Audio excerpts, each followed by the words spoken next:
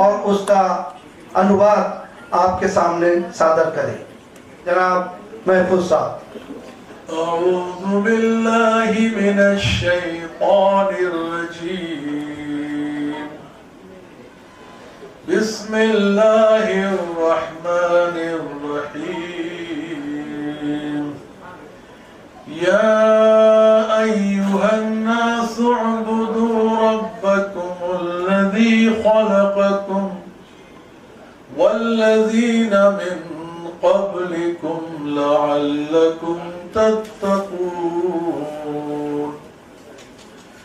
अल्लज़ी जअल लकुमुल अर्ज़ फ़िराशं वस्समाअ बिनाअ वअन्ज़ल मिनस समाइ माअन फ़अख़रज बिही मिनस समराति रिज़क़न लकुम फला तजअलू लिल्लाहि अंदादा वअंतुम तअलमून।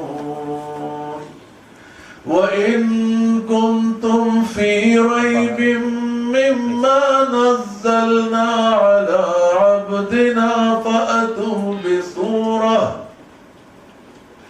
फ़अतू बिसूरतिम मिन मिस्लिहि वदऊ शुहदाअकुम मिन दूनिल्लाहि इन कुंतुम सादिक़ीन। फ़इन लम तफ़अलू वलन तफ़अलू फ़त्तक़ुन्नार अल्लती वक़ूदुहन नासु वल हिजारह उइद्दत लिलकाफ़िरीन। वबश्शिरिल्लज़ीन आमनू वअमिलुस्सालिहाति अन्न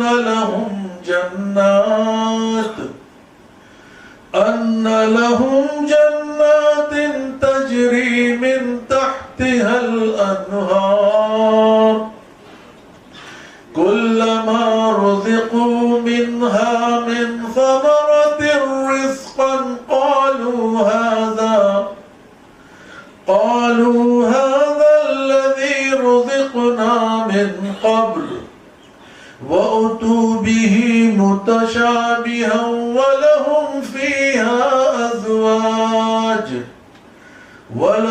फ़ीहा अज़वाजुम मुतहहरतुन वहुम फ़ीहा ख़ालिदून।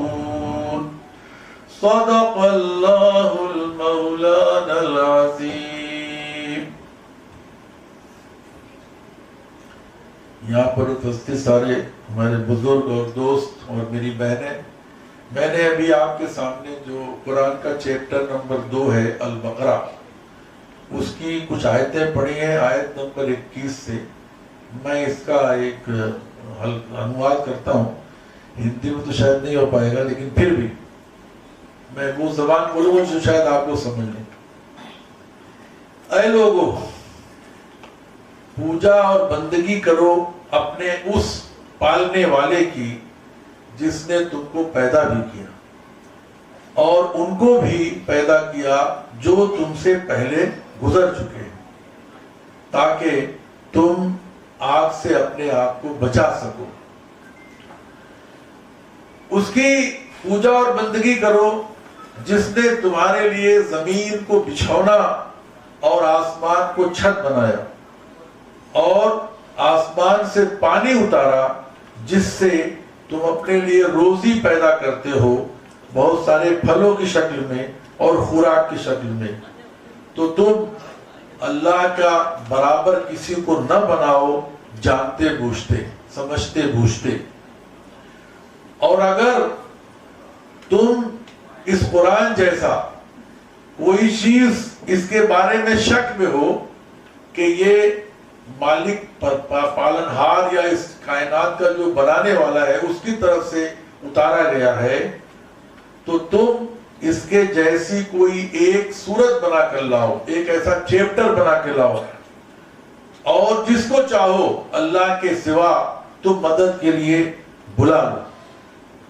अगर तुम सच्चे हो तो ये काम करके दिखाओ और जान लो कि तुम ये हरगिज न कर सकोगे, कभी भी न कर सकोगे। इसलिए उस आग से, उस खौफ से बचने की कोशिश करो जिसका ईंधन इंसान और पत्थर होंगे, जो न मानने वालों के लिए तैयार करके रखी गई। और ऐ मोहम्मद, ऐ नबी सल्लल्लाहु अलैहि वसल्लम, आप खुशखबरी सुना दीजिए, बशारत दे दीजिए, गुड न्यूज बता दीजिए उन लोगों को जो मानने वाले हैं और जो अच्छा काम करने वाले हैं, इस बात के कि उनके लिए ऐसे बागात होंगे, ऐसे बाग होंगे, ऐसे गार्डन होंगे जिनके नीचे नदियां बह रही होगी और जिसमें वो हमेशा रहेंगे, और उसके फल जो उन्हें खाने को वहां मिलेंगे, वो कहेंगे ये तो वही फल है जो हमें इससे पहले दुनिया में दिया जाता था, और उसी से मिलता जुलता फल उनको वहां पे दिया जाएगा, और उनके लिए वहां पर पाकीज़ा, नेक और अच्छे जोड़े होंगे, और उसमें वो हमेशा रहेंगे। सल्लल्लाहु साहब, दोस्तों, आज का एक कार्यक्रम एक ईद गेट टुगेदर है, और ये सिर्फ उसी के लिए रखा गया है कि ताकि हम लोग यहाँ, हमारे सभी साथी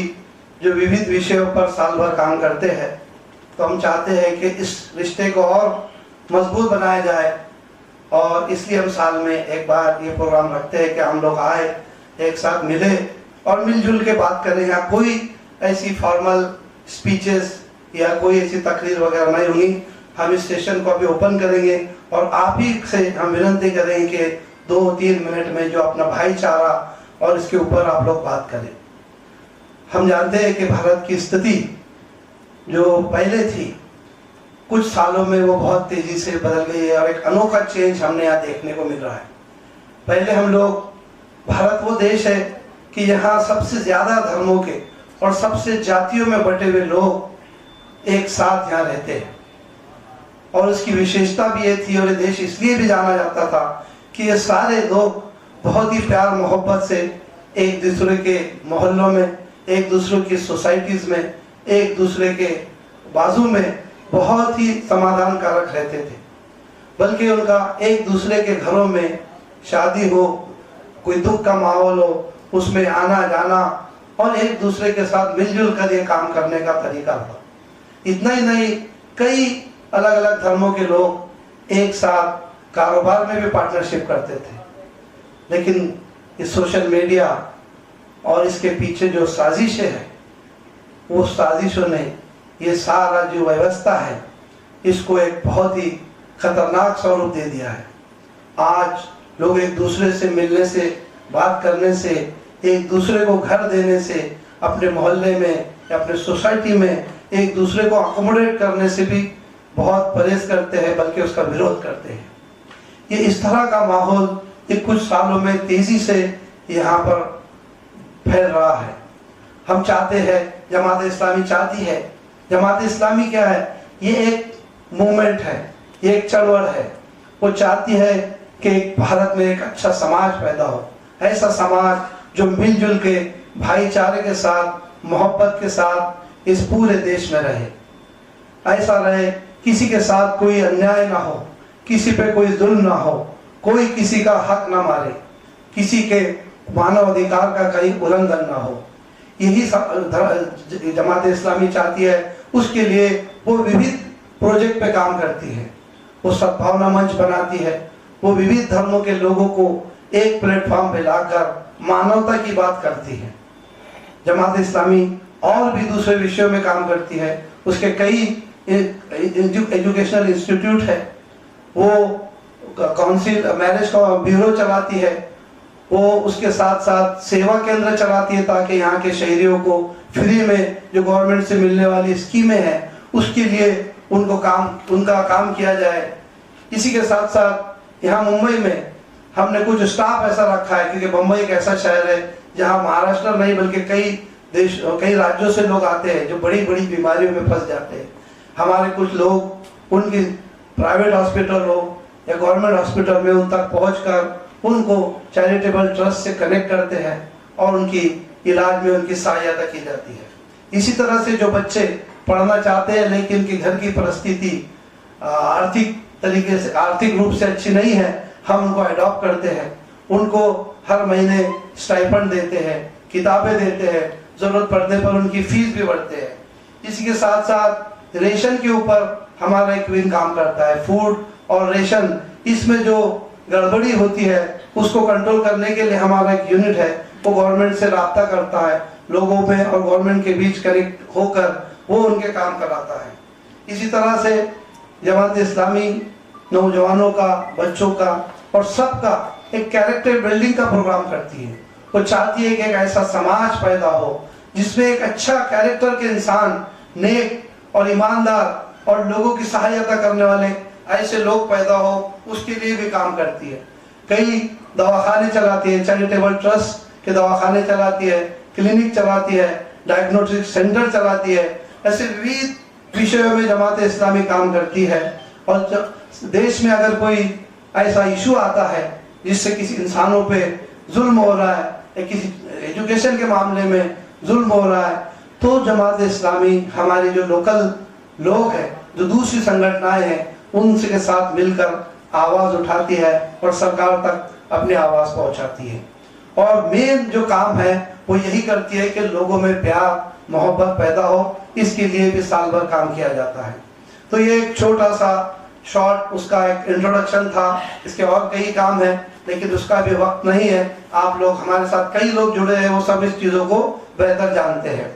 तो मैं अब इस सेशन को ओपन करता हूँ और मैं अलग अलग लोगों को यहाँ बुलाऊंगा ताकि वो इस देश को किस तरह से हम प्यार और मोहब्बत और इसका जो फिर से जो चीज़ें हमने खोई है उसको हम किस तरह से आपस में फिर कनेक्ट करके एक अच्छा माहौल यहाँ बना सकते हैं। इसके ताल्लुक से मैं सभी से विनती करूँगा कि आप बहुत ही संक्षिप्त में, क्योंकि यहाँ पर आए हुए हर इंसान मैं समझता हूँ कि बम्बई का बहुत ही कीमती इंसान है।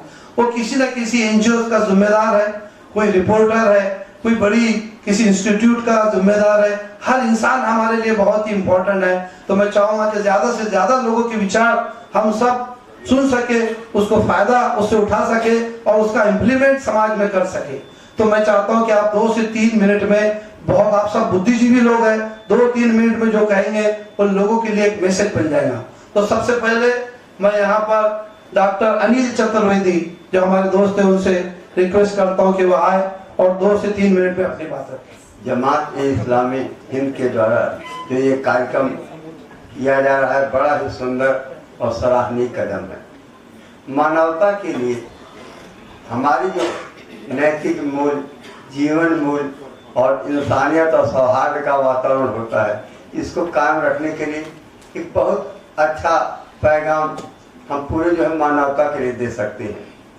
और सामान्य से व्यवहारिक रूप से अगर देखा जाए, हमारे शास्त्रों में एक श्लोक है, अभिवादनशीलस्य नित्यम वृद्धोपसेविनः चत्वारि तस्य वर्धन्ते आयुर्विद्या यशो बलम।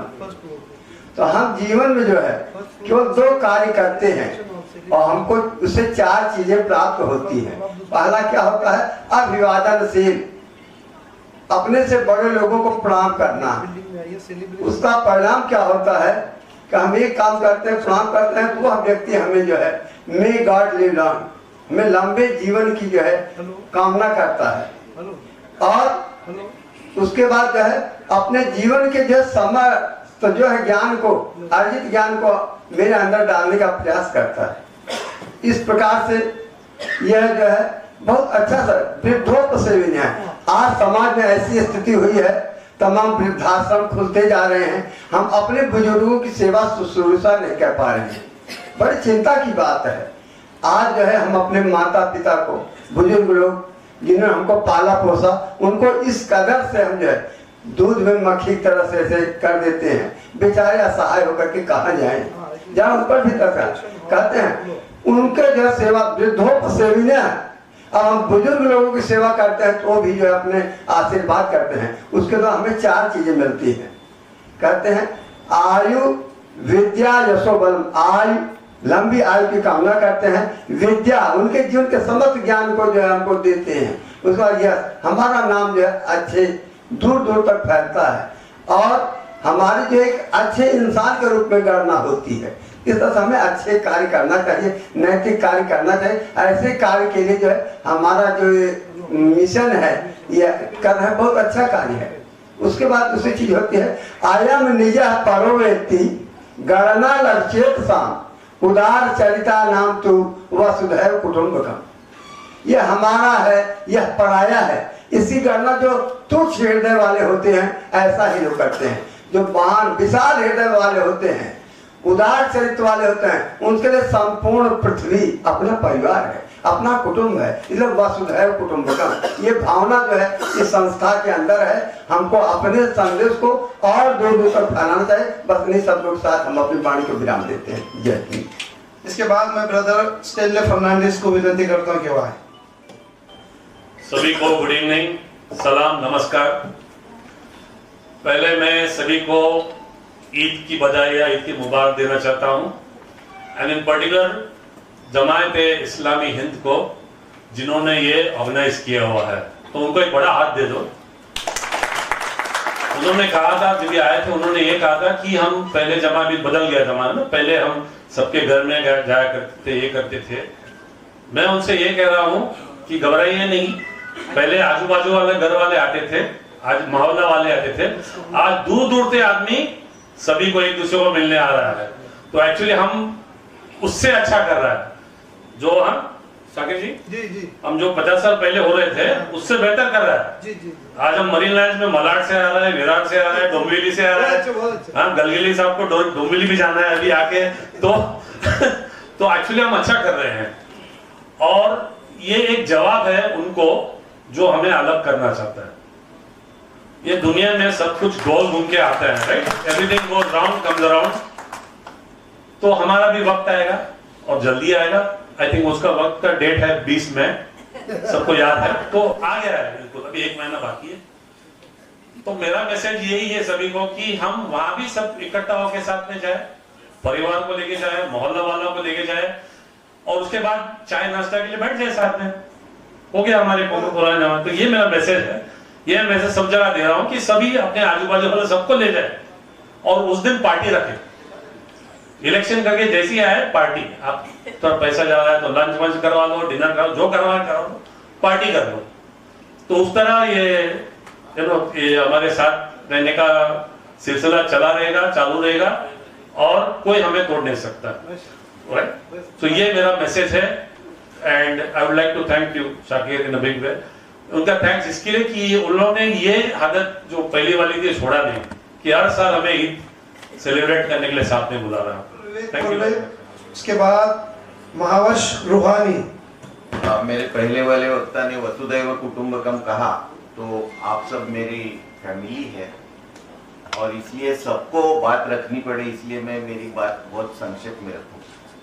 सबसे पहले मैं हमारे शाकिर भाई और उनके साथियों को धन्यवाद देना चाहता हूं, इसलिए क्योंकि 5-6 साल से वो इस तरीके के कार्यक्रम कर रहे हैं अलग अलग से, और समाज में एक भाईचारा रहे, ये उद्देश्य से वो कर रहे हैं, इसलिए उनको धन्यवाद देता हूँ। मुझे दुख इस बात का है कि जिस तरीके से जमाते इस्लामी के लोग काम कर रहे हैं वैसे हम लोग नहीं कर रहे। हम दिवाली सेलिब्रेशन के लिए इस तरह का कुछ फंक्शन आयोजित नहीं करते।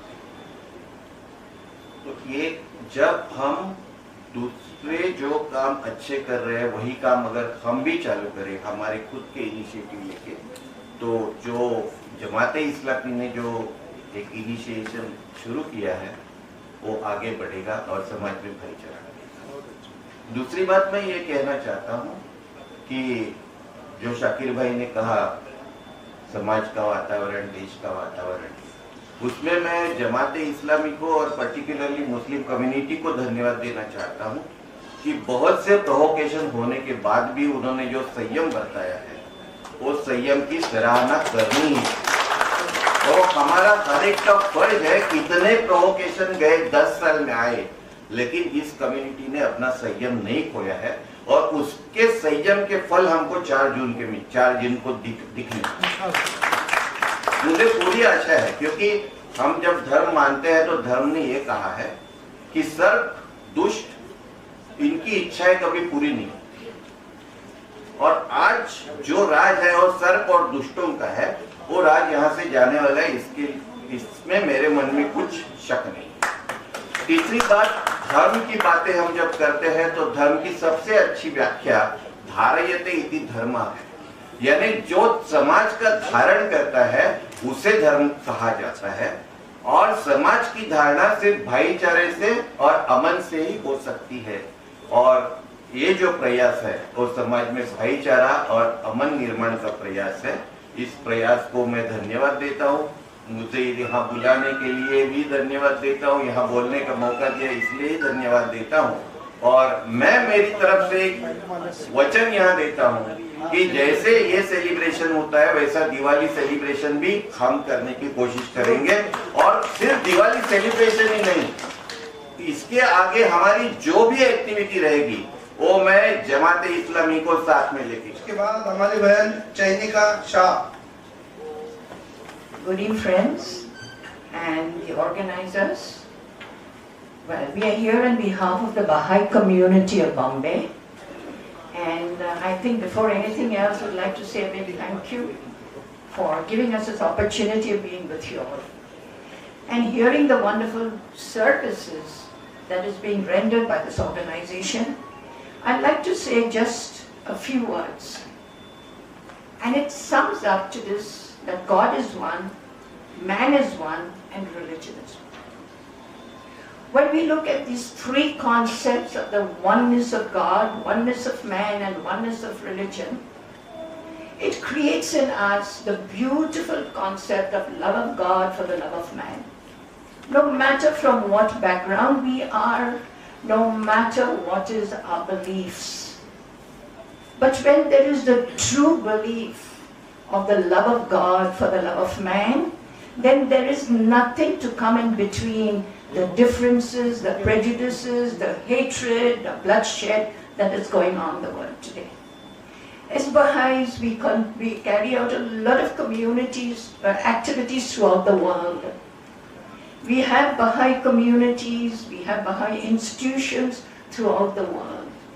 And we all work in different fields towards building humanity, towards world peace and world unity.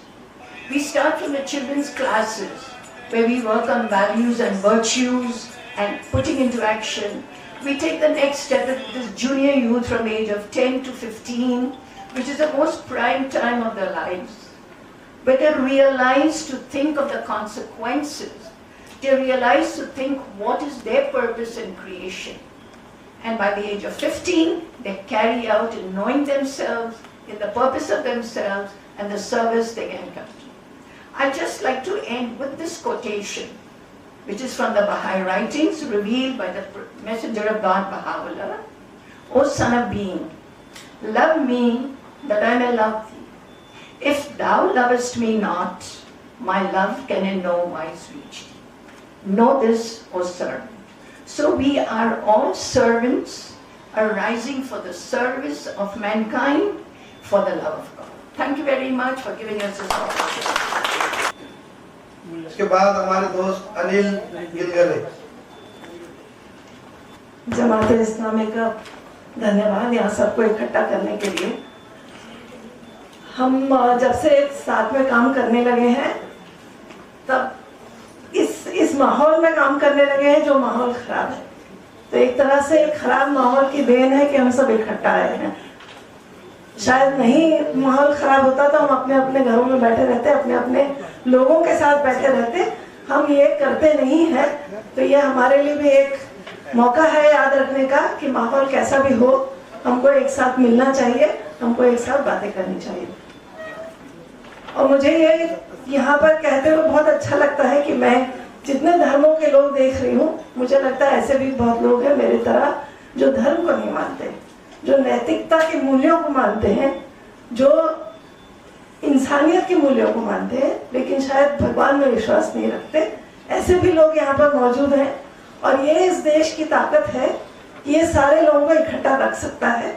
और रखने के लिए जिम्मेदार है एक हमारी किताब जिसको हम संविधान के नाम से जानते हैं, जिसके कारण ये अलग अलग तरह के लोग भी एक साथ रह सकते हैं, अपने अपने सोच के साथ भी इस कमरे में और इस देश में एक साथ रह सकते हैं, इस दुनिया में एक साथ रह सकते हैं। तो ये मुझे लगता है कि ये हम लोगों ने कुछ दिनों पहले ईस्टर की उम्मीद, ईद और होली के रंग जो विविधता दिखाते हैं, ईस्टर में जो होप का और उम्मीद का एक मौका है, और ईद में जो एक शांति का मैसेज है, वो सब इकट्ठा करके हम लोगों ने एक छोटा सा कार्यक्रम करने की कोशिश की थी। मुझे लगता है कि हमको इन सारे मूल्यों को इकट्ठा करके संविधान को साथ में रखकर, और जैसे पहले लोगों ने कहा, कोशिश करते रहेंगे, हम लोग लड़ते रहेंगे। एक छोटे से गाने की 2 लाइन से मैं रुकती हूँ कि तू जिंदा है तो जिंदगी की जीत पर यकीन कर, अगर कहीं है स्वर्ग तो उतारना जमीन पर। और वही करने हम सब इकट्ठा यहाँ आए हैं। हमारा मौका आएगा और 4 जून को हम जरूर यहाँ पर एक मौके पर मिलेंगे जश्न करने के लिए। जमात इस्लामी मुंबई सिटी को मैं बधाई देता हूँ कि आपने हर साल की तरह इस साल भी हमें आमंत्रित किया, सभी को इकट्ठा आने का मौका दिया। ईद मतलब आपसी एकता, भाईचारा, एक जो प्रेम का एक पर्व है। निश्चित तौर से अगर आप जमात इस्लाम के कार्यों का लेखा जोखा करेंगे तो जिस तरह से उन्होंने शैक्षिक शिक्षा के क्षेत्र में काम किया तो निश्चित तौर पर काबिल तारीफ है। 2016 में जो उन्होंने विजन बनाया था कि जो आर्थिक पिछड़े जो मुसलमान है, क्योंकि सरकार अपना जब काम नहीं करती तो जमात इस्लाम की संस्थाओं को काम करना पड़ता है। सरकार मतलब हर सरकार, कोई विशेष सरकार नहीं, हर सरकार ने पिछले 50 सालों में जिस तरह से आर्थिक पिछड़े जो मुसलमान थे उनके लिए काम करने के लिए जो उनकी कटिबद्धता थी वो शायद नहीं की। तो जमात इस्लाम ने 2016 में जिस तरह से एक विजन बनाया 2026 तक का, तो उन्होंने बढ़िया तरीके से जो आर्थिक रूप से जो पिछड़े थे उन्हें लोन देकर लघु उद्योग, मध्यम उद्योग के लिए प्रेरित किया। और आज कई सारे ऐसे लोग हम जानते हैं मुंबई में भी जिन्हें जमात इस्लाम की मदद की वजह से आज जो समाज में एक अच्छी परवरिश के साथ, एक अच्छे टारगेट के साथ काम कर रहे हैं। तो निश्चित तौर पर हर समाज का काम है कि आपके समाज में जो आर्थिक तौर पर पिछड़े हैं, जो गरीब है, जो कई सालों से शिक्षा से वंचित है, उन्हें कैसे मुख्य धारा में लाना चाहिए। मेरा तो मानना है कि जमात इस्लाम को मुंबई शहर में आने वाले दिनों में right to education, right to information और राइट टू सर्विस और सिटीजन चार्टर जैसे मुद्दों पर भी काम करने की आवश्यकता है। क्योंकि आज कई लोगों को पता नहीं कि हमारे लिए क्या कानून बने हैं।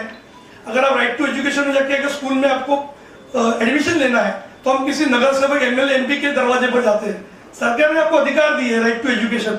खासकर जब यूपीओ की गवर्नमेंट थी तो उन्हें राइट टू एजुकेशन में जो अलग अलग प्रावधान किए थे, दुर्भाग्य से पिछले 2 महीने पहले राइट टू एजुकेशन में से कई सारे इंस्टीट्यूट को निकालने का भी काम किया जो निजी तौर पर बड़े लेवल पर काम करते थे, उसमें सभी पॉलिटिशियन लोगों के स्कूल से। तो मेरा मानना है कि ईद के इस मौके पर अगर आप आने वाले दिनों में right to education, right to service, right to information, इस पर एक सेमिनार रखकर जो अलग अलग जो उसमें एक्सपर्ट लोगों को लाते हैं तो निश्चित तौर पर हमें बड़ा एक सफलता मिलेगी। अभी खासकर मैं जो महाराष्ट्र में हमारी ताई है जो नशा मुक्त के लिए आंदोलन कर रहे हैं, नशा मुक्ति के लिए पूरे महाराष्ट्र में काम कर रहे हैं। पिछले 15 सालों से सरकार ने उनको करोड़ों रुपए अनुदान भी नहीं दिया, मगर एक जगह सरकार कहती है कि हमको नशा मुक्त शहर करना है, भारत को करना है, और जहाँ पर अनुदान की बात आती है, जब जो ग्राउंड रियालिटी में जो लोग काम करते हैं उन्हें अनुदान देने के लिए भी सरकार हिचकी जाती है।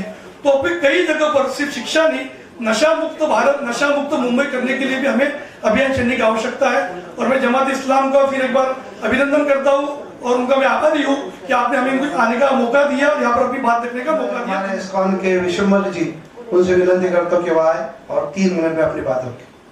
ओम अज्ञानतिमिरन्धस्य ज्ञानाञ्जन शलाकया चक्षुरुन्मीलितं येन तस्मै श्री गुरवे। पहले मैं अपने गुरुदेव के चरणों में वंदना करता हूँ कि ये उनके वाणी सुनकर की ही मैं अभी ऐसा मौका मिल रहा है कि यहाँ पे आने का मौका मिल रहा है जहाँ पे लोग इकट्ठे हुए हैं स्पिरिचुअलिटी के द्वारा यूनिटी को पकड़ने के लिए। 101 वर्ष पूर्व हमारे परम गुरुदेव के गुरुदेव ने इंस्ट्रक्शन दिया था हमारे फाउंडर आचार्य श्रील प्रभुपाद जी को कि पूरे आपके घर में अगर आग लगे हो तो आप क्या करोगे? आप घर से बाहर जाओगे, पड़ोसी का मदद लेंगे और अपने घर के आग बुझाने।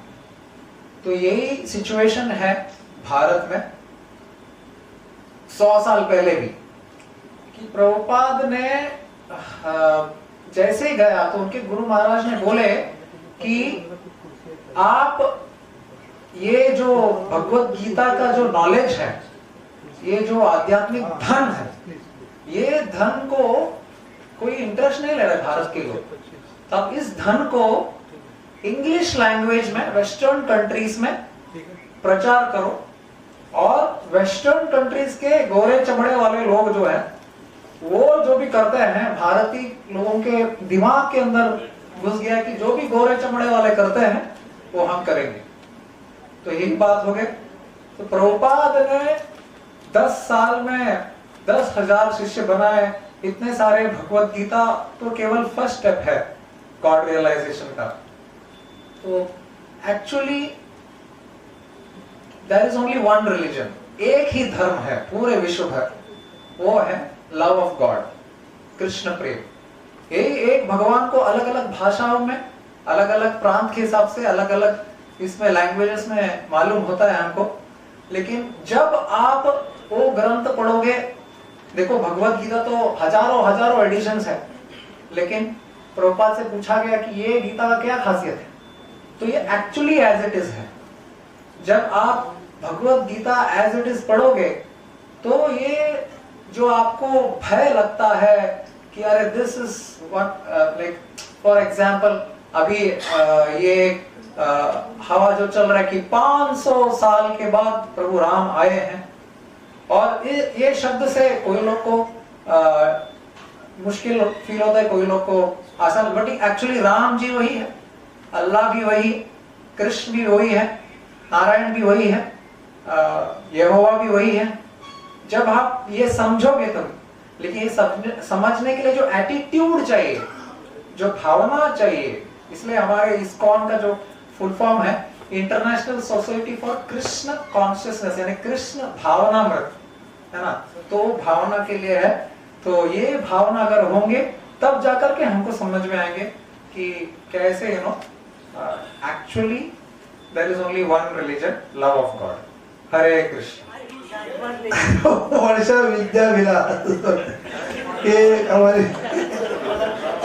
नाम चालू था, त्यांना तिकीट मिलना होता।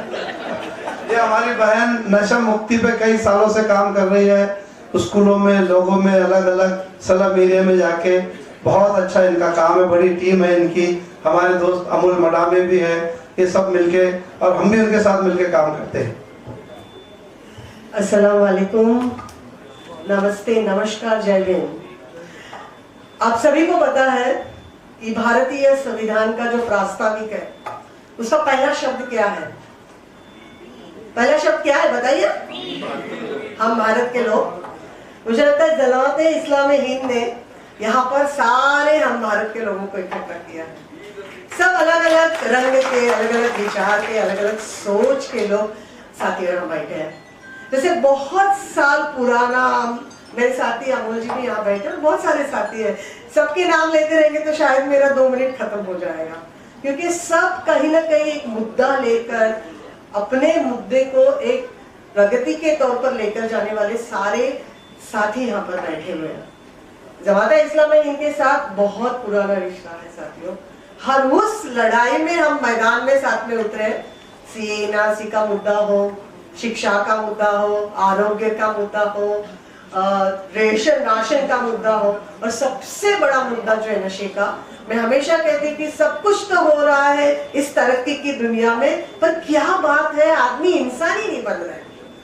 मुझे लगता है आज की ये जो ईद मिलन का कार्यक्रम है, फिर से एक बार इंसानों को याद दिला लगे कि तू तो है बेहतर, पर इससे बेहतर इंसान कैसा बने। और मुझे लगता है वो बेहतर बनाने की कोशिश इस पूरे ईद मिलन के कार्यक्रम से हो रही है साथियों।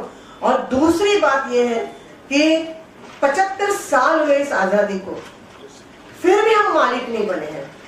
26 जनवरी 1950 को मालिक बनाया हमको, आज भी हम उस भूमिका में नहीं आ रहे, फिर से आ रहे। जैसे मेरे स्टैनली भाई ने कहा 20 में, भाई मालिक बनो, सत्ता की डोर हाथ में लेनी पड़ेगी हमको, और अंतिम आदमी को जब तक लोक सहभाग नहीं होगा, मुझे लगता है ये सारे मुद्दे पर हर बार बोलते रहना पड़ेगा, आते रहना पड़ेगा, चलते रहना पड़ेगा।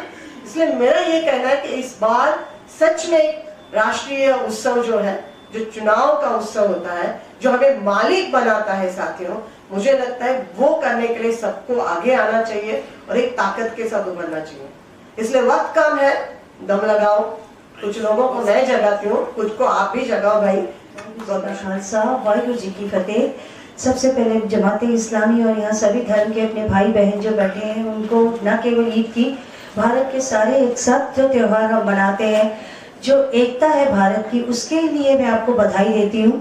त्योहार का मतलब ये होता है कि हम दिल से नफरत निकालें, एक दूसरे के प्रति प्यार रखें, और जब तक हम आपस में दिली तौर पर एक नहीं आते, बाहरी तौर से बोलने का कोई मतलब नहीं है।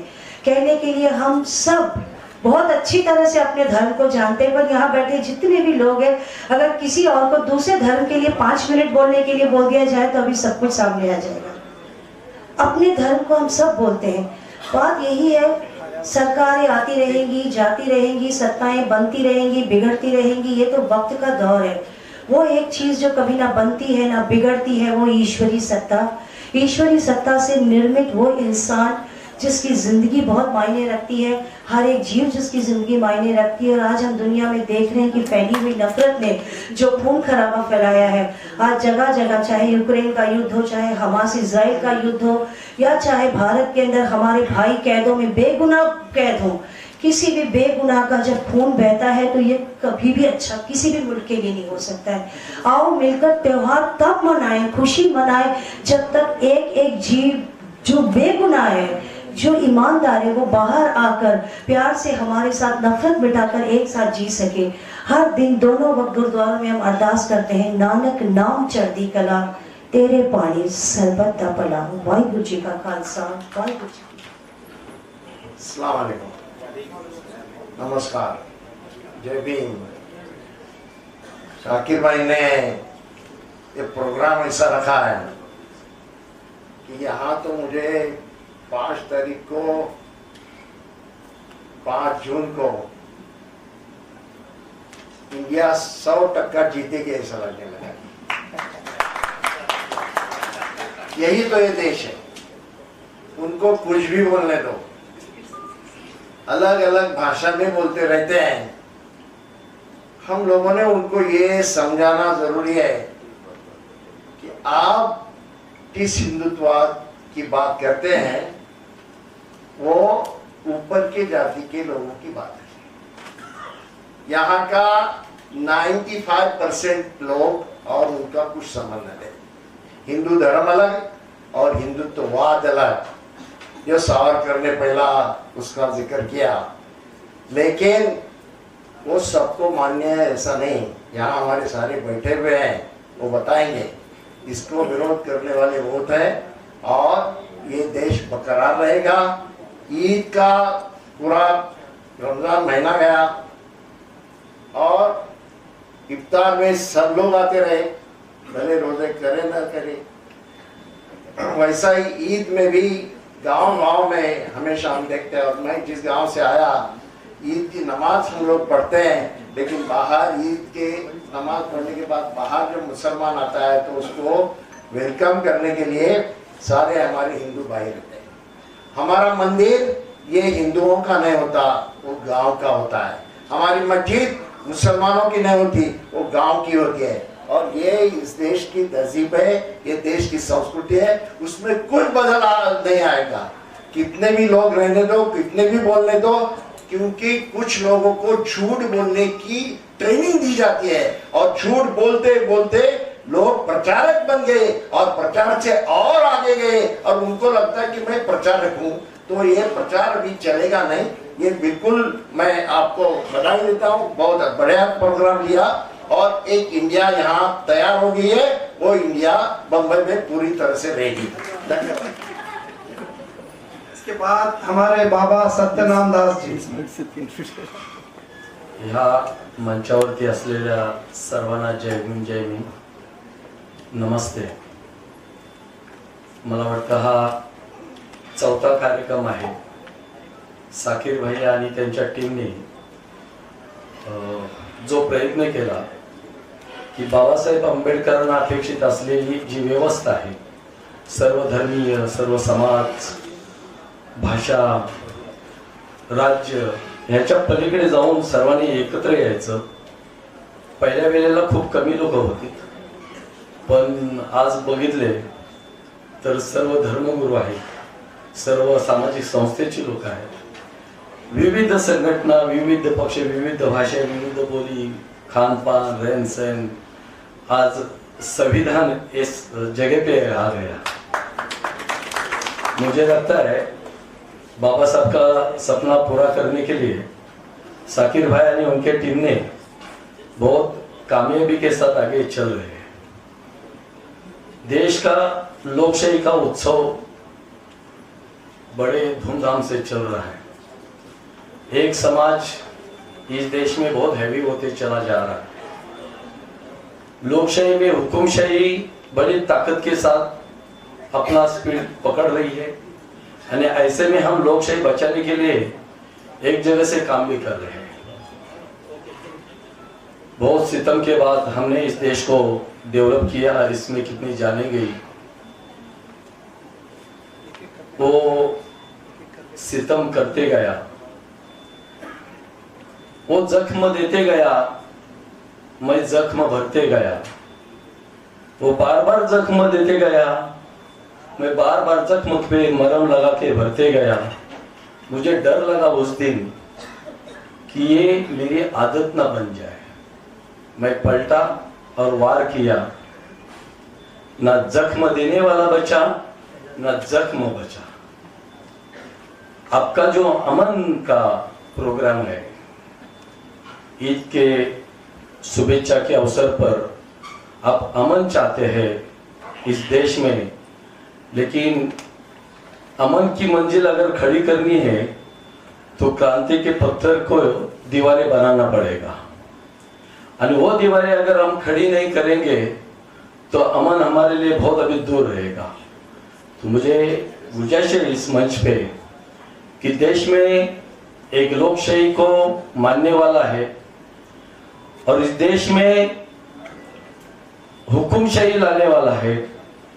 ये लोकशाही के उत्सव में अपन सब बुद्धिजीवी वर्ग जितना भी है, उन सब लोगों ने डॉक्टर परम पूज्य बाबा साहब अम्बेडकर ने दिए हुए संविधान के बाजू से रह के हमारा धर्म भी बचाना चाहिए, हमारा संस्कृति भी बचाना चाहिए, हमारी लोकशाही भी बचानी चाहिए, हमारी संविधान भी बचाना चाहिए और हमारा बुजुर्ग भी बचाना चाहिए, हमारी यादें भी बचानी चाहिए.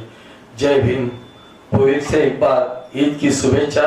और साकिर भाई, मुझे नहीं लगता कि इस उम्र में या इस कार्य में इतने लोग मेरे को सुनने के लिए किसी को स्टेज अलग अलग करना पड़ता था. आपने ये स्टेज एक ही मंच पे लाके मेरे 2 लफ्ज आप तक अगर हृदय तक पहुंच गए होंगे तो इस मोमेंट में आप सब जन एक साथी बनिए.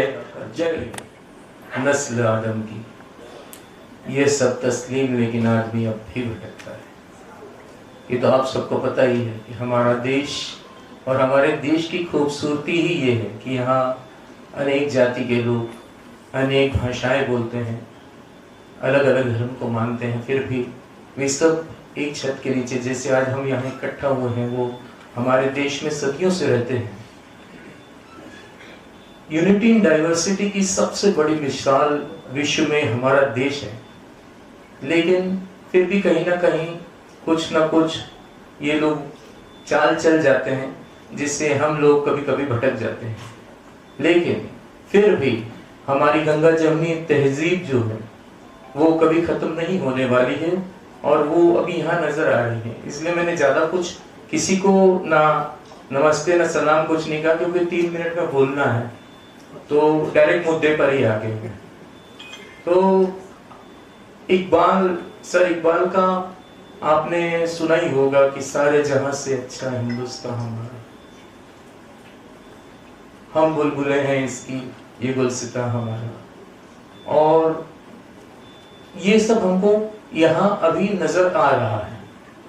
लेकिन फिर भी एक आखिरी बात मैं ये कहना चाहूंगा, मैं किसी को डायरेक्ट नहीं कहूंगा, मैंने देखा है और सुना भी है कि पिछले जमाने में डाकू होते थे, डकैत होते थे, वो अमीरों को और जो साहूकार होते हैं जो लोगों का खून चूसते थे उनको लूटते थे और गरीबों में बांट देते थे वो धन।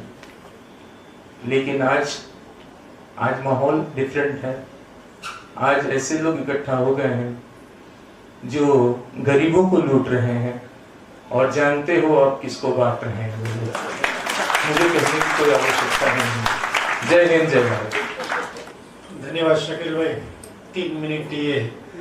मैं सिर्फ एक चीज मांग रहा हूं आपसे यहाँ पे, क्या मुझे आप आंखें बंद करके 3 बार 3 गहरी सांसें दे सकते हैं क्या? Please close your eyes. 3 सांसें दीर्घ श्वसन की।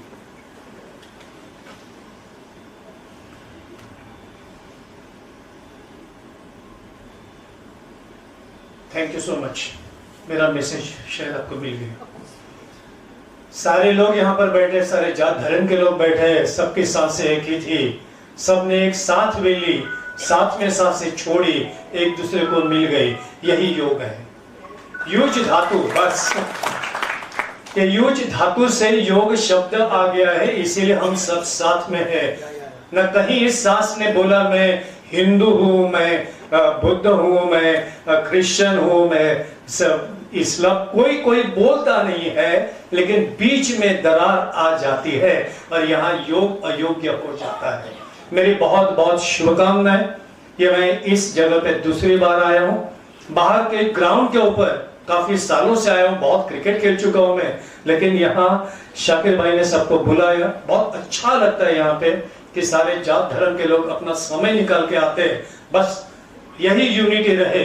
और कुछ ही दिन में मैं कोशिश करने जा रहा हूँ, कश्मीर में मैं जा रहा हूँ, और ऐसा ही अगर कुछ कार्यक्रम हम वहां पे करें तो मुझे बड़ी खुशी होगी। धन्यवाद। अस्सलाम वालेकुम, आदाब, जय हिंद। जमीन वालों से कह के तुलू होता है हर रोज सूरज, जमीन वालों से कहकर हर रोज तुलू होता है सूरज, उजाला बांट देने से उजाला कम नहीं होता, उजाला बांट देने से उजाला कम नहीं होता। जमात इस्लामी की जानिब से ईद मिलन का प्रोग्राम है और ईद की खुशी ऐसी खुशी है कि हम को ये हुक्म दिया गया है ईद के दिन कि गरीबों का ख्याल करो, ज़रूरतमंदों की ज़रूरत पूरी करो। और हिंदुस्तान में हर मज़हब अपने तौर पर अपने धर्म को मानते हुए जिसको वो फॉलो करता है, अपनी ईद, अपनी खुशी, अपना त्यौहार मनाने का हक रखता है। और मुझको कभी ये फिक्र नहीं होनी चाहिए कि बुद्धिस्ट के वहाँ, हिंदू भाई के वहाँ, सिख के वहाँ किसके मज़हब में किस तरीके से मनाया जाता है, त्यौहार किया जाता है और फॉलो किया जाता है। उसी तरीके से कुछ लोगों को ये भी फिक्र नहीं होनी चाहिए कि मुसलमानों को अपना मज़हब किस तरह मनाना चाहिए। हमारी फिक्र ना, हमको किसी की फिक्र करनी है तो मुल्क की फिक्र करें। सारी फिक्र लग गई है चाय की दुकान अभी तक चली क्यों नहीं, तो जिनको इसी की फिक्र लगी है वो उस फिक्र में लगे हैं। हमें फिक्र करनी है तो अपने मुल्क की फिक्र करनी है, क्योंकि ये मुल्क हर दौर में सुपर पावर और हर दौर में किसी का मोहताज नहीं रहा। और इस मुल्क को आजाद कराने में हर हिंदुस्तानी का खून लहू शामिल है। और फर्क इतना हो गया, जिनका कुछ नहीं शामिल है वो वफादारी के सर्टिफिकेट बांट रहे हैं। उनको वफादारी की सर्टिफिकेट हमसे लेने की जरूरत है, हमको किसी से लेने की जरूरत नहीं है। क्योंकि चाहे वो 39,000 उलमा हो, चाहे बाबा साहब अम्बेडकर हो, चाहे हमारे ओबीसी हो, एसटी हो, तमाम लोगों ने अपनी कुर्बानी दी है, तो ये हिंदुस्तान आजाद हुआ है, ये हिंदुस्तान हमारा है। हम यहीं के हैं, यहीं रहेंगे।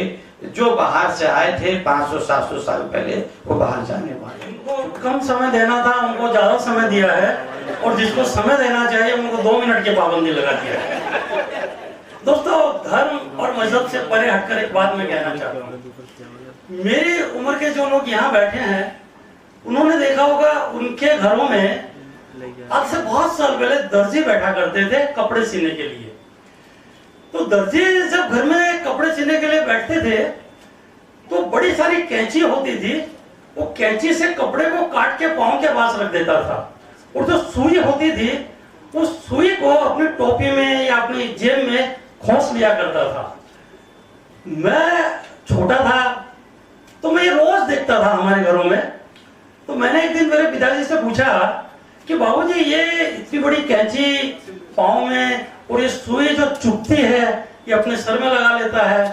तो दोस्तों बात 2 मिनट की नहीं है, बात सिर्फ समझने की है। मेरे पिताजी ने कहा बेटा ये जो काटने वाली चीज है ये पाँव में रखी जाएगी, चुभने वाली चीज भले चुभेगी लेकिन वो जोड़ती है, उस जोड़ने वाली चीज को हमें सर पे रखना है। तो दोस्तों ये जो जमात इस्लामी है ये जोड़ती है चीजों को। तो धर्म मजहब, यहाँ अलग अलग वेशभूषा में अलग अलग लोग बैठे हुए हैं, कोई संविधान की बात कर रहा है, कोई पंजाब, मतलब कहने का धर्म से जब तक हम कीड़े मकोड़ों की तरह चिपके रहेंगे ना, हम आदमी नहीं बन पाएंगे। हमें इंसान बनना है, हमें आदमी बनना है। धर्म अपना काम करेगा और हर कोई अपना काम करेगा। सर मैं मोहब्बत के 2 शेर आपके सामने बोलना चाहता हूँ जल्दी से, एकदम जल्दी से, कि रूप सुरा है। सर थोड़ा माहौल बदलिए सर। रूप सुरा है, आंखों में नशा करती है। रूप सुरा है, आंखों में नशा करती है। प्रीत कली है, कांटों में हंसा करती है। भले ना कोई ताज बना पाए लेकिन मुमताज तो हर दिल में बसा करती है, लेकिन मुमताज तो हर दिल में बसा करती है। शुक्रिया, थैंक यू। अब मैं आवाज देता हूँ हमारे सबके बहुत ही चहीते और हर जगह जो इंसान के खिलाफ पूरे भारत में कहीं भी अगर कोई बात ऐसी होती है तो उसके लिए सबसे पहले जिनको हम तकलीफ देते हैं और वो तैयार होते हैं उसके लिए हमारे सबके चहीते एमएलए जनाब अबू आसिम साहब वो आए और अपनी बात भी 3 मिनट में रख दे तो सबके लिए अच्छा रहेगा।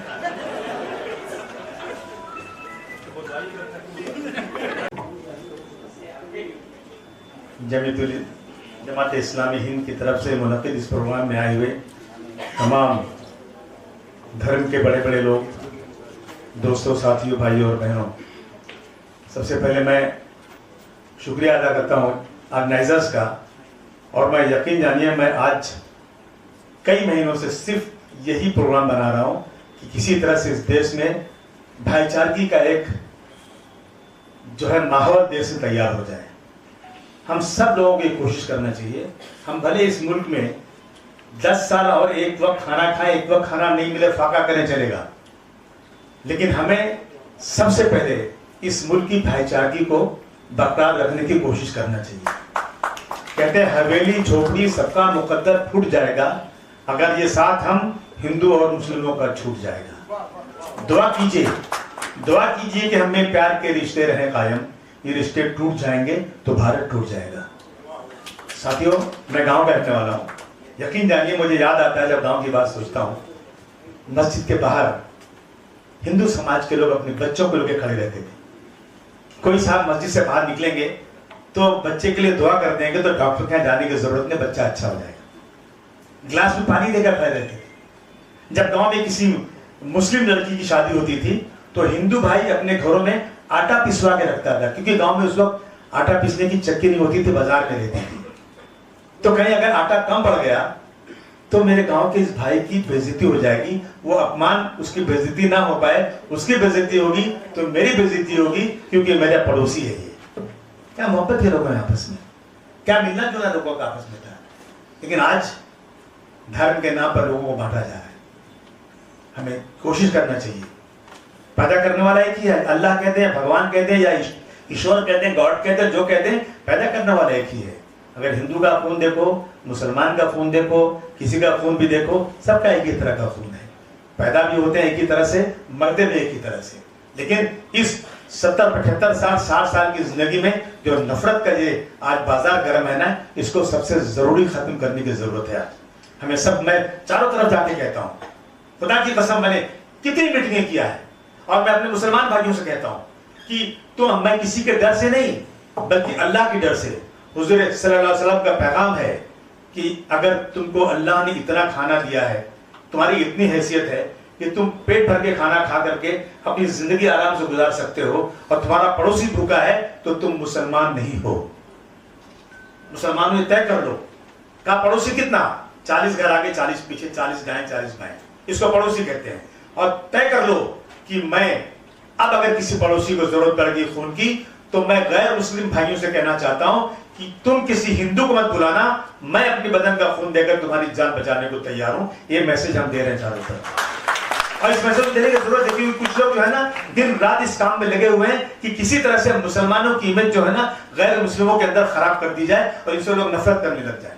आज हालात यह है कि कोई भी पॉलिटिकल पार्टी स्टेज पर मुसलमानों का नाम लेने को तैयार नहीं है। नाम लेंगे तो मेरा वोट बैंक कमजोर हो जाएगा। ये असलियत है देश में, क्योंकि आज जो है सोशल मीडिया के जरिए, अखबारों के जरिए नफरत का एक बाजार गर्म कर दिया गया है।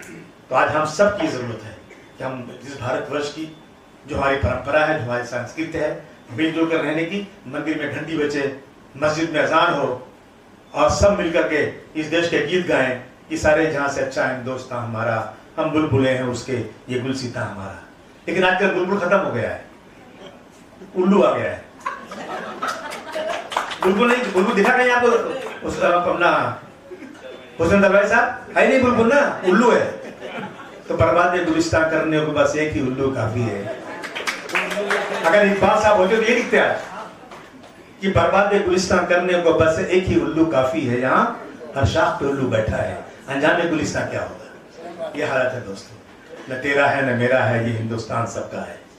न तेरा है न मेरा है, ये हिंदुस्तान सबका है, नहीं समझी गई बात तो नुकसान सबका है। सागर से जो नदियां मिल गई दिखलाई नहीं देती, महासागर बनाने में मगर एहसान सबका है। यहाँ आए हुए तमाम लोगों का मैं बहुत शुक्रिया अदा करता हूँ, लेकिन कहना चाहता हूँ जब किसी हिंदू पर को हमला होता है तो मुसलमान निकल के जाए, किसी मुसलमान पर हमला होता है तो हिंदू निकल कर जाए, और दिखा दो कि भारतवर्ष की जो असल जो है संस्कृत है, जो तहजीब है, वो मिलजुल कर रहने की है। ये आज इस देश में बताने की जरूरत है। मैं फिर एक बार तमाम लोगों का बहुत शुक्रिया अदा करता हूँ, खासतौर से ऑर्गेनाइजर्स का। शुक्रिया। 2 मिनट 3 मिनट ज्यादा नहीं हुआ ना? गुजारिश है कि आप बैठे ताकि लोग भी बैठे रहेंगे।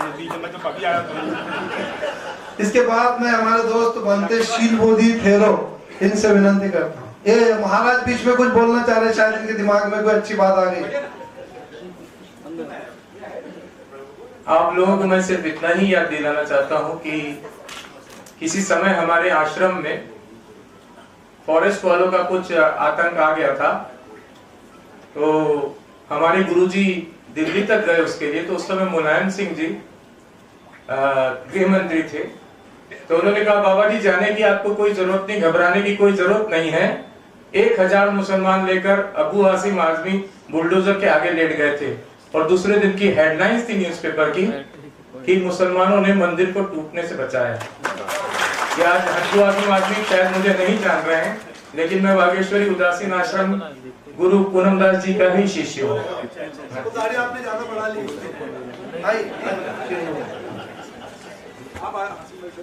परम पूज्य बोधिसत्व डॉक्टर बाबासाहेब आंबेडकर यांना मी प्रणाम करतो।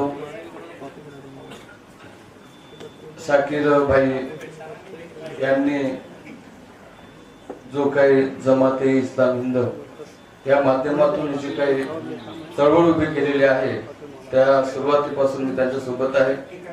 CAA NRCला जो मोठा आझाद मैदानाला मोर्चा निघाला होता, तेव्हापासून आम्ही भिक्खू संघ बौद्ध समाज या जमाते इस्लाम हिंद सोबत आहोत।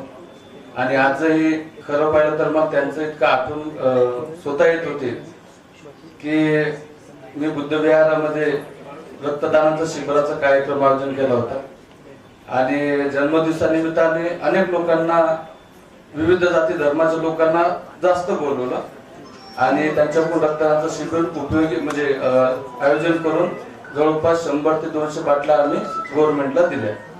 त्यावेळेस मला शाकीर भाईंचा फोन आला आणि त्यांनी म्हटलं बंतेजी तुमच्यासाठी काय दुआ करू। मी हसला। बहुत बहुत धन्यवाद। सबसे पहले आम आदमी पार्टी की तरफ से और अरविंद केजरीवाल जी की तरफ से आप सभी लोगों को ईद की बहुत बहुत मुबारकबाद। और जैसे कि आपको पता है कि देश में संकट जैसी परिस्थिति है, अभी जिस खबर मिली कि अरविंद केजरीवाल जी जो डायबिटीज के मरीज हैं उनको इंसुलिन तक उन्होंने नकार दिया, और इसकी भी जद्दोजहद चल रही है कोर्ट में। लेकिन मेरे पहले भी बहुत सारे वक्ताओं ने इसका जिक्र किया कि समाज में जहर घोला जा रहा है। एक पार्टी और एक ही पार्टी जहर घोल के नफरत फैला के चुनाव जीतती है, और अगर वो नफरत फैला के चुनाव जीत सकते हैं तो हम प्यार फैला के इस देश को बचा सकते हैं। बहुत बहुत धन्यवाद। Thank you so much. Advocate Rakesh Rathore. अस्सलाम वालेकुम, जय भीम, वाहिगुरु जी का खालसा, वाहिगुरु जी की फतेह, जय हिंद। सबसे पहले तो मैं जमात इस्लामी हिंद का शुक्रगुजार हूँ।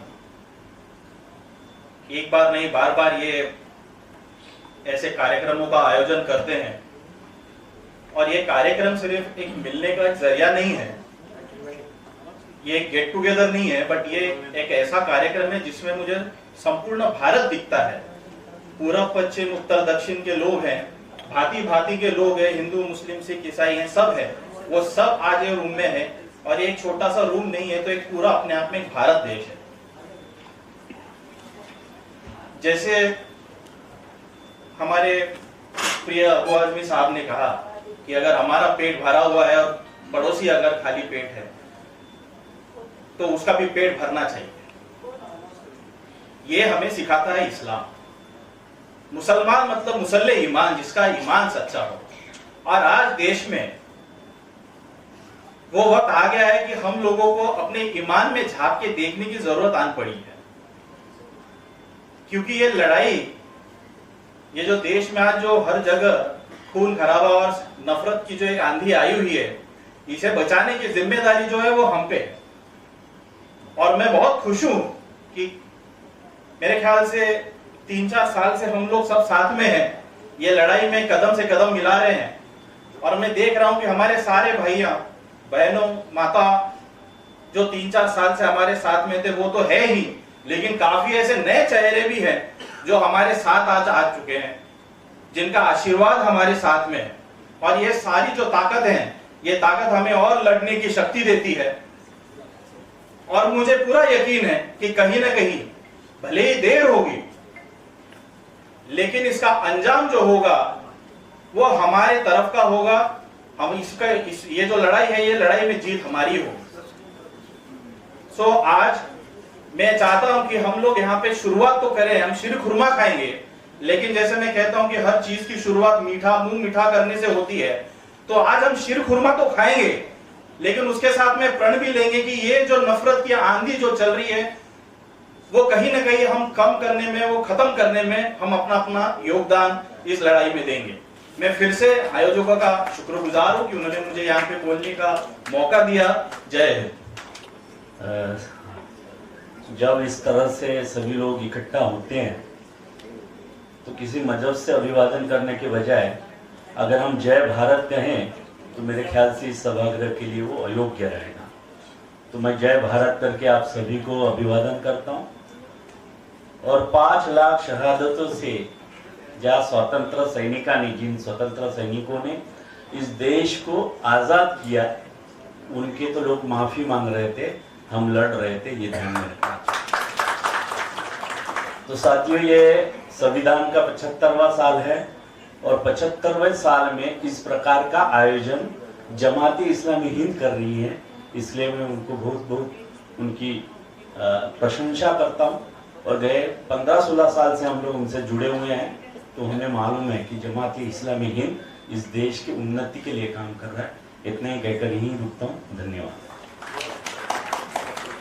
दोस्तों, आप लोग अभी तक बहुत शांति से बैठे हैं, बहुत ही अच्छी बात है। जमात इस्लामी हिंद की तरफ से मैं आप सबका जो है बहुत ही तहे दिल से शुक्रिया अदा करता हूं, धन्यवाद। और सबसे इम्पोर्टेंट जो चीज़ है आज देखते हैं कि हम अपने मोबाइल से बहुत कनेक्टेड हैं, लेकिन फिजिकली हम यहाँ पे जो मौजूद हैं, जो ऑफलाइन हम जो यहाँ पे एक मीटिंग में मौजूद हैं, ये गवाह है कि वाकई में जो आज भी जो हमारे अंदर जो मोहब्बत है, वो भाईचारा जो है आज भी मौजूद है। बस हमें ये करना है कि इसको हमें जोड़े रखना है, और यहाँ से जब हम जाएं तो बाहर भी हमारे अंदर ऐसी ही मोहब्बत हो, क्योंकि यहाँ पे आने का मकसद यही था कि हम आपस में मिले, एक कम्युनल हार्मनी पैदा हो। लेकिन असल चीज क्या है, जैसे हमारे भाई ने बताया कि हमारे जो पड़ोस में है, हमको सबसे पहले हमारे पड़ोस से शुरू करना है, और इस तरह जो है पूरे देश को जो है एक जो इंसानियत का पैगाम है वो पहुंचाना है। और मैं अपनी बात जो है इस कुरान में जो लिखा हुआ है कि हम सब जो है एक माता पिता की संतान है, और मैं एक शेर से जो है अपनी बात को खत्म करता हूँ, फिर उसके बाद हम ईद मिलन का वो खुशी मनाते हैं कि लहू के रंग हल्के और गहरे हो भी सकते हैं, पर ये एक जैसे हैं मेरे आंसू तेरे आंसू। धन्यवाद। लहू फुले शाहू आंबेडकर साठे संत दरोदास मौलाना आझाद आयलाबाई होळकर यांना अभिवादन करून आजचा हा जो कार्यक्रम ईदच्या निमित्तानं जमात इस्लाम हिंद मुंबई या संघटनेच्या माध्यमातून या ठिकाणी अख्खा भारत, अख्खा संविधान या ठिकाणी उपस्थित आहे। मी माझ्या वतीनं एवढं सांगू इच्छितो की मी हिंदू दलित आहे, मातंग समाज, परंतु आम्ही संविधानाला मानतो आणि या देशामध्ये हे संविधान वाचलं पाहिजे, हे लाश इलेक्शन आहे। त्यामुळं चाय विकणारा माणूस जर देश विकत असेल, आपल्याला सगळं विकत असेल, तर आपण यावेळेस सावध झालं पाहिजे। ही लास्ट इलेक्शन आहे, वन इलेक्शन वन नेशन एक इलेक्शन, म्हणून आपण सर्वांनी बाबासाहेबांचं संविधान वाचलं तर आपले सगळे जमात सगळे धर्म वाचतील, म्हणून आपण यावेळेस हुशारीनं आणि एका विचारानं आपण मतदान करायचं आहे। एवढंच बोलून या ठिकाणी मी थांबतो। जय हिंद, जय लवजी, जय भीम। भोपाल वाला, उसके बाद 1 मिनट हमारी सिस्टर श्यामा अय्यर जो कि आजकल वार रूम में काम कर रही है, वो भी नजदीक आ जाए तो जल्दी जल्दी सब हो। बिस्मिल्लाहिर्रहमानिर्रहीम, अस्सलाम वालेकुम रहमतुल्लाहि व बरकातुहू। ये जमात इस्लामी हिंद ने ईद का प्रोग्राम रखा है। मुख्तसर में कहना चाहूँगा कि अगर मिलजुल कर नहीं रह सकते तो ईद का प्रोग्राम कैसा, ईद कैसी, और अगर मिलजुल कर रह सकते हैं तो ईद का इंतजार कैसा, हर दिन ईद है। बात मुख्तसर में ये कहना चाहूँगा कि बातें अपन बहुत सारी करते हैं, प्रैक्टिकल में ग्राउंड पर क्या काम कर रहे हैं। आज जितने लोग यहाँ पर आए हुए हैं, मैं अपने आप में अज़्म करता हूँ कि इंशाअल्लाह आइंदा के 10 दिनों में मैं 10 अशखास को ये समझाने की कोशिश करूँगा कि मिलजुल कर रहने में सबका फायदा है और नफरतें फैलाने में किसी का भी फायदा नहीं, सभी का नुकसान है। अगर हम सब 10 नहीं किसी एक को भी इन 10 दिनों में, और आने वाले हर आदमी, हर शख्स आने वाले दिनों में किसी एक को या उससे ज्यादा अगर समझा सकता होगा तो बहुत जल्दी ये मोहब्बत की जो एक कहना चाहिए मोहब्बत फैलाने की जो कोशिश है वो कामयाब होगी। खुदा सबको खुशहाल रखे और सबको मिलजुल कर ईद मनाने की तौफीक। श्यामा ये IIT की प्रोफेसर है, वो आपके सामने 1 मिनट में बात रखेंगे। उसके बाद हमारे दोस्त अमूल बड़ामे, और उसमें आखिरी फिर हमारे दोस्त संजय मंगला जो कि भारत जोड़ो के लिए बहुत जोर से काम कर रहे हैं। उसके बाद फिर हमारे प्रेसिडेंट उनकी कंक्लूडिंग स्पीच होगी। शाकिर भाई, thank you once again for the invite. मैं बहुत ब्रीफली थोड़ा पर्सनल में बोलना चाहूंगी कि शायद अगर देश का ये लेवल का माहौल नहीं होता जिससे हम सब काफी रेस्टलेस हो गए थे, शायद हम एक साथ नहीं आते और अपने अपनी तरीकों से, अलग तरीकों से, भले वो वोटर रजिस्ट्रेशन हो, भले वो अवेयरनेस हो, भले वो वोटिंग के लिए मोटिवेशन हो, या सबको साथ में लाने की बात हो। एक बात मैंने सुनी कि अभी जो ईद आकर गई, apparently this is some kind of record कि सबसे ज्यादा जो हिंदूज ने ईद के लिए ग्रीटिंग दिया वो इस साल में हुआ, दैट सेज समथिंग। तो लोग भी तंग आ चुके हैं, परेशान हो चुके हैं। और दूसरी बात है, अभी ये जो भी हो रिजल्ट, मतलब जून 4 ये वो जो भी हो, लेकिन हमारा काम शुरू हुआ है, उसके बाद भी चलेगा, क्योंकि ये देश का जो फैब्रिक फटा है हमें उसे रिपेयर करना है। हम सब हाथ में सुई लेंगे और इस फैब्रिक को रिपेयर करेंगे।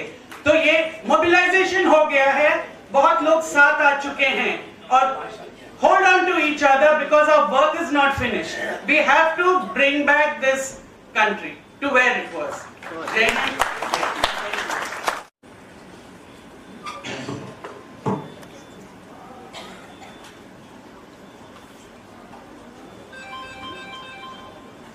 सबसे पहले मैं बहुत आपको धन्यवाद देता हूं। आज अपने जमात इस्लामी हिंद मुंबई शहर की ओर से बहुत ही अच्छा कार्यक्रम ईद के इस मौके पर रखा है और सभी धर्म के जो धर्म गुरु और सभी धर्म को मानने वाले लोग यहाँ पर उपस्थित है। ये बड़ी ही आनंद की और सुख शांति की एक वार्ता और ये संदेश कैसे अधिक से अधिक लोगों तक पहुंचे। यहाँ जितने भी लोग बैठे हैं, ऐसा कोई व्यक्ति नहीं कि जो सुख शांति को नहीं चाहता। सुख और शांति के लिए जिनका हृदय लालायित नहीं है, आसक्त नहीं है, ऐसा कोई व्यक्ति इस हॉल में नहीं है। हर एक व्यक्ति अपने हृदय को पूछे, क्या चाहता है मेरा हृदय, क्या चाहता हूं मैं चाहता हूं कि सुख शांति से मैं कैसे जीऊं, कैसे सुख शांति मुझे मिले। और सुख शांति ये केवल कहने से, बोलने से नहीं आती, केवल मांगने से नहीं मिलती। हमें निर्माण करना है, उसे निर्माण करना पड़ता है।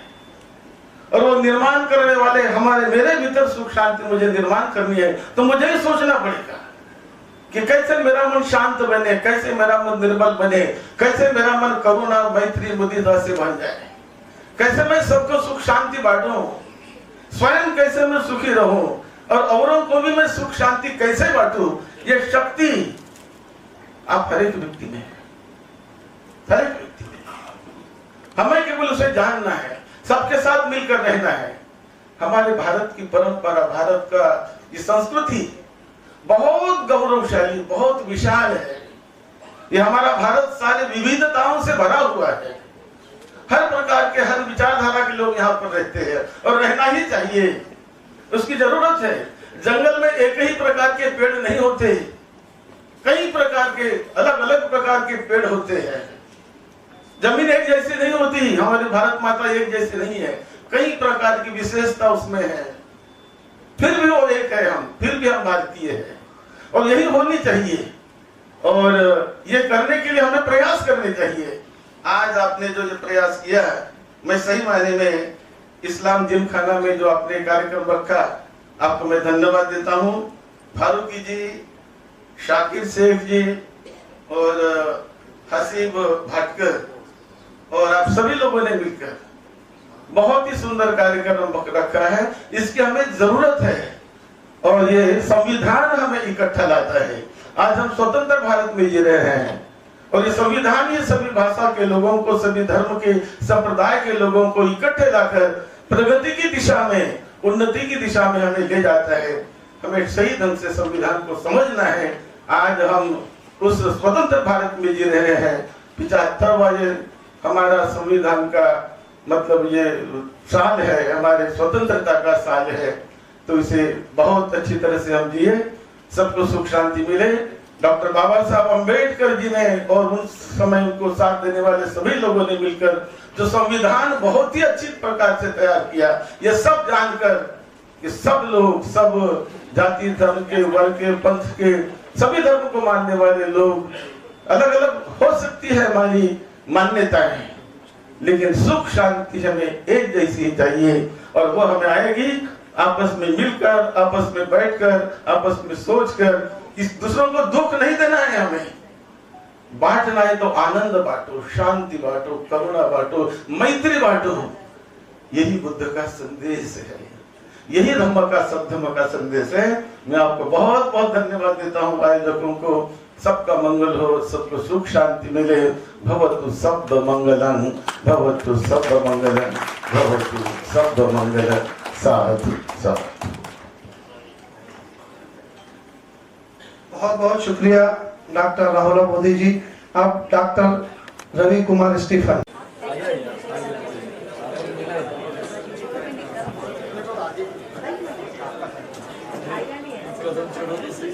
सब हो रहा है क्या? देखो हमारी डॉक्टर साहब तक जाना है कॅमेरा तुम्हाला। मोठी माणुसकी जगामध्ये कुठे भेटणार नाही, तर मी त्यांना सांगितलं की भारतामध्ये सर्व लोक सुखी समृद्धाने राहो, आणि ज्या गोष्टीचा आपण सर्वजण चर्चा करत आहात, ज्या गोष्टीसाठी आचारसंहिता लावलेली आहे, ती गोष्ट पहिले भारतातून निघून गेली पाहिजे, म्हणून मी त्यांना ती दुवा केलेली आहे। अजून शेवटचा एक मिनिट घेणार शाकीर भाई। तो मला पहिला भाईचारा तो आठवतो, सावित्रीबाई फुलेंच्या शाळेमध्ये पहिली मुख्याध्यापिका फातिमा शेख, तो भाईचारा आम्हाला मान्य आहे। शिवाजी महाराजांच्या अंगरक्षक तोफखाने ते सर्व मुस्लिम बांधव, तो आमचा भाईचारा आहे। भाईचारा मला अजून एक आठवतो की बाबासाहेब जेव्हा बंगाल मधून उभे राहत होते आणि संविधानामध्ये ते गेले पाहिजे, त्यांनी संविधान बनवलं पाहिजे, राजा बनण्याचा अधिकार नव्हता, परंतु एक स्त्री मग ती कुठल्या समाजाची असो ती आज राष्ट्रपती होऊ शकते, हे भारताचं संविधान आहे, ही आमची ताकद आहे, आणि ही ताकद आपण वाचूया, सर्वजण वाचूया। मी जमाते इस्लामी हिंद यांना इच्छा खूप साऱ्या शुभेच्छा देतो, आणि ते मला बोलण्यासाठी संधी दिली त्याबद्दल सर्वांचं धन्यवाद।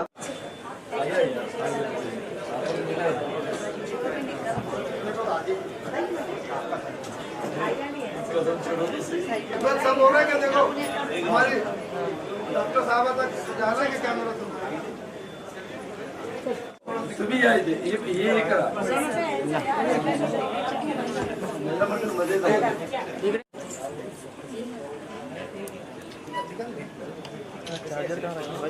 जेब में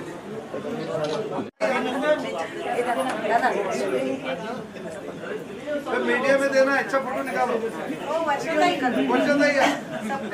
अब हमारे जो महाराष्ट्र के प्रेसिडेंट हैं इलियास खान साहब, वो आपके सामने बहुत ही कम अल्फाज में बहुत अच्छी बात रखेंगे। मुझे उम्मीद है कि आप लोग उसको सुनेंगे।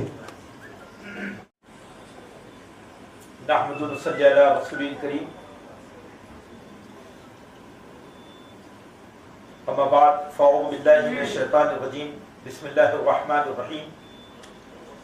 शहर रमज़ान अल्लज़ी उन्ज़िला फ़ीहिल क़ुरआन हुदल लिन्नासि व बय्यिनातिन मिनल हुदा वल फ़ुरक़ान। व क़ाल तआला कुतिबा अलैकुमुस सियामु कमा कुतिबा अलल लज़ीना मिन क़ब्लिकुम लअल्लकुम तत्तक़ून। सदक़ल्लाहुल अलीयुल अज़ीम। मुंबई शहर के बहुत ही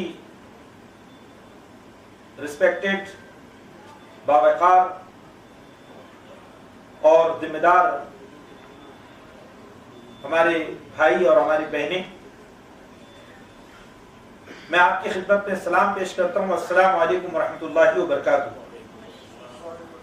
ये जो लफ्ज सलाम है, इसके माना होते हैं अमन और सलामती के, कि ईश्वर आपको अमन और सलामती के साथ रखे, हर तरह की बुराई से, हर तरह की खराबी से, मुसीबत से आपको बचाए। ये एक ईश्वर से दुआ है कि जब हम किसी को सलाम करते हैं तो सलाम के साथ हम उसके बारे में अच्छे ख्यालात का इजहार करते हैं और अच्छी उम्मीदें उससे रखते हैं। आज का ये जो दिन है, ये दिन ईश्वर की तरफ से है। अल्लाह ने जो ईद का दिन रखा है वो इसलिए रखा है कि सारे इंसान इस बात को याद करें कि वो सब एक खुदा के बंदे हैं, और किसी इंसान को किसी इंसान पर कोई बड़ाई और कोई फजीलत हासिल नहीं है। सारी बड़ाई सिर्फ उस ईश्वर के लिए है जो इस पूरी कायनात का और पूरे संसार को पालने वाला है। तो जो ईद का दिन है, उस दिन जब ये रोजादार रास्तों से निकलते हैं तो अपनी जुबान से जो कलिमात और जो अल्फाज निकालते हैं वो यही है कि असल बड़ा वो है जो जमीन पर आदर्शों को मानता है, जो जमीन पर अपने रब का डर, उसका खौफ अपने दिल में पालता है।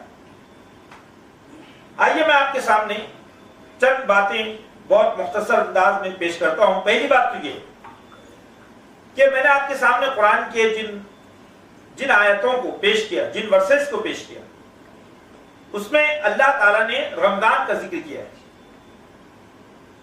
और यह बताया कि यह रमजान क्या है। तो रमजान के बारे में ईश्वर ने यह बात कही है कि यह रमजान का जो महीना है, यह कुरान के जश्न का महीना है। कुरान, अब आप कहेंगे कि कुरान क्या है, तो कुरान का जो असल सब्जेक्ट है वो इंसान है।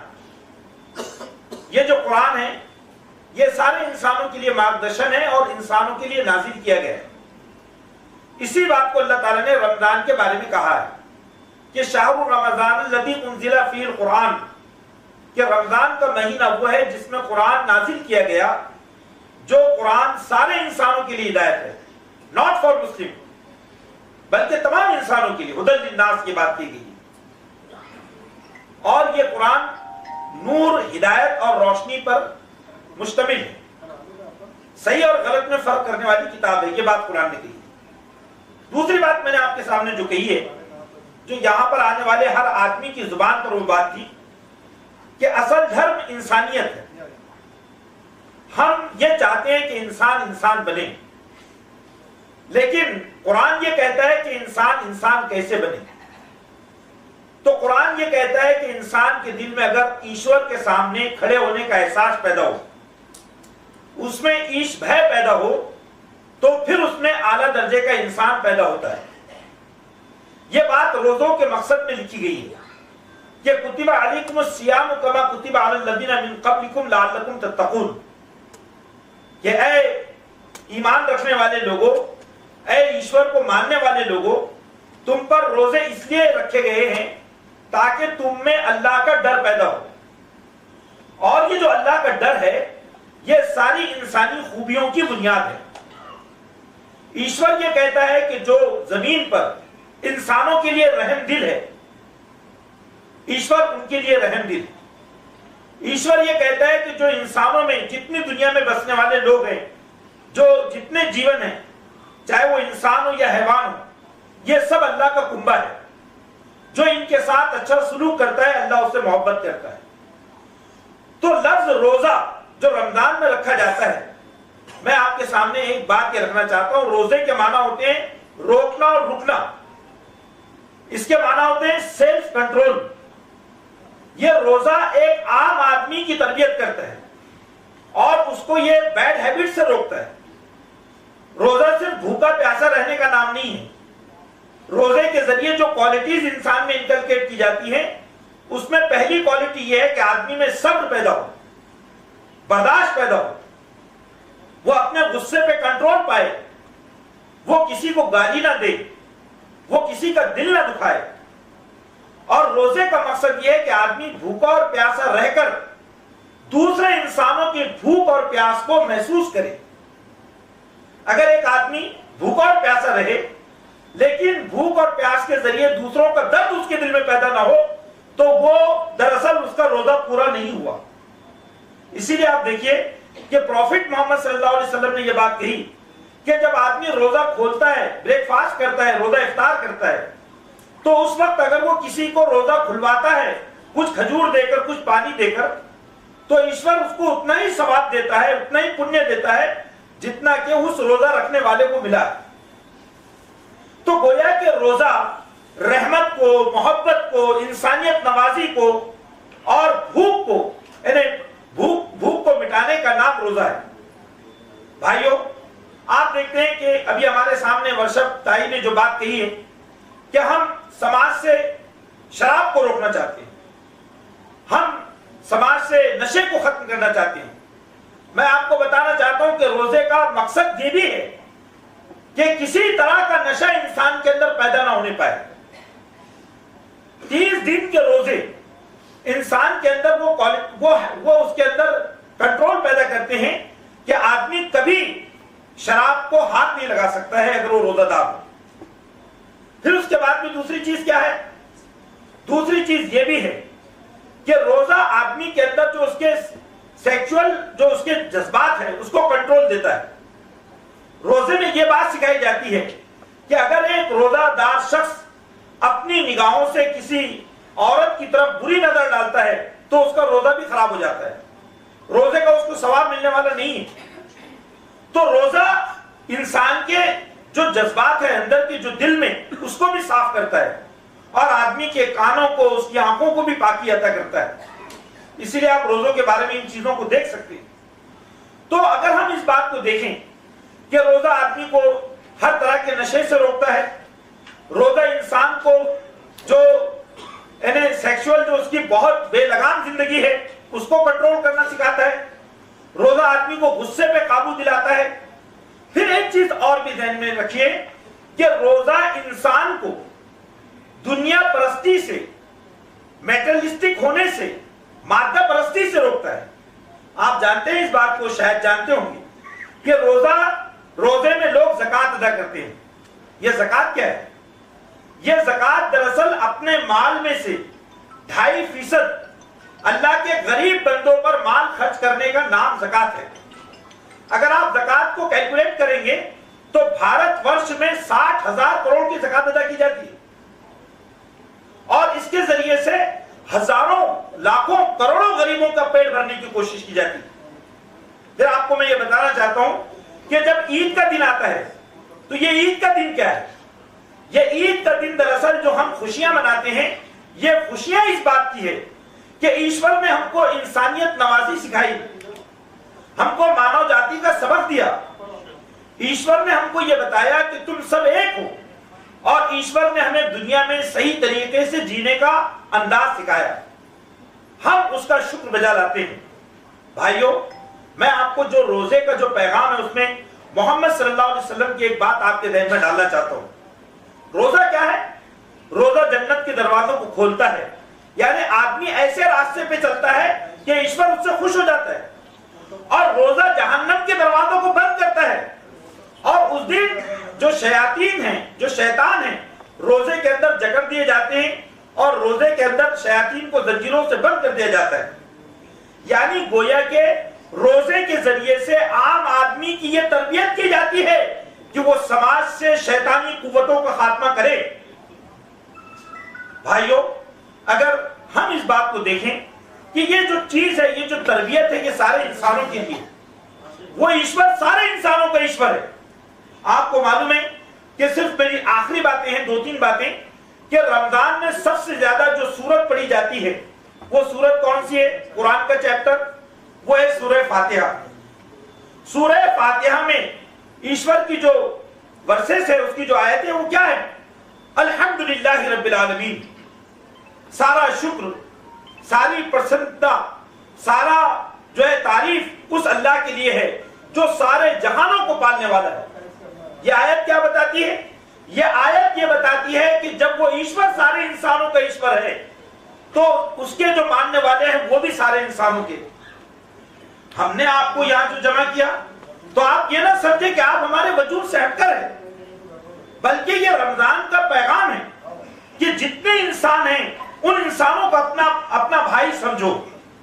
अगर हमने सारे इंसानों को अपना भाई ना समझा तो गोया हमने रमजान के पैगाम को हमने समझा ही नहीं। भाइयों, आज इस मुल्क को सबसे ज्यादा इंसानों की जरूरत है और उन इंसानों को ढालना हम सबका काम है। बेहतरीन लोग आज इस सभा में मौजूद हैं, बेहतरीन ख्यालात का इजहार आपके सामने किया गया है। जिगर मुराद आबादी ने यह बात कही थी कि वही इंसान जिसे सरताज मखलूकात होना था, वही इंसान जिसे सरताज मखलूकात होना था, वही अब सी रहा है अपनी अजमत का कफन साथी, वही अब सी रहा है अपनी अजमत का कफन साथी। भाइयों, आइए हम रमजान के संदेश के जरिए एक ऐसे भारत को निर्माण करें, एक ऐसे भारत की तामीर करें जहां इंसान एक दूसरे से मोहब्बत करने वाले हो, जहां इंसानों के दरमियान एक दूसरे के लिए भाईचारा हो, मोहब्बत हो। ये मोहब्बतों को बांटने का नाम है ईद का पैगाम। तो मैंने आपके सामने जो बात रखी कि रमजान का महीना जश्न कुरान का महीना है। कुरान मजीद की जो पहली आयत नाजिल हुई है वो क्या थी? इक़रा बिस्मि रब्बिकल लज़ी खलक़। ऐ प्रॉफिट, दुनिया के इंसानों को बताओ कि अपने ईश्वर के नाम से, अपने रब के नाम से पढ़ो। यानी गोया के रमजान के महीने में इल्म, नॉलेज और इंसाइट की तालीम दी गई कि दुनिया में नॉलेज आम हो। और किस चीज का नॉलेज? इस चीज का नॉलेज के सारे इंसान अल्लाह की मखलूक है, सारे इंसान अल्लाह के बनाए हुए हैं।